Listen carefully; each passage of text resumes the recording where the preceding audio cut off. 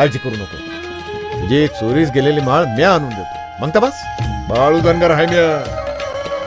माझ्या भक्ताच्या पैशाचं नुकसान ते माझं नुकसान.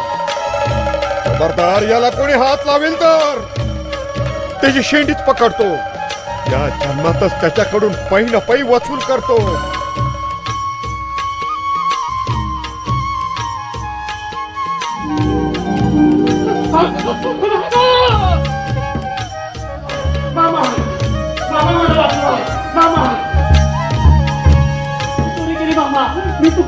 अरे सुक्काळीच्या चोरी करताना लाज नाही वाटली तुला?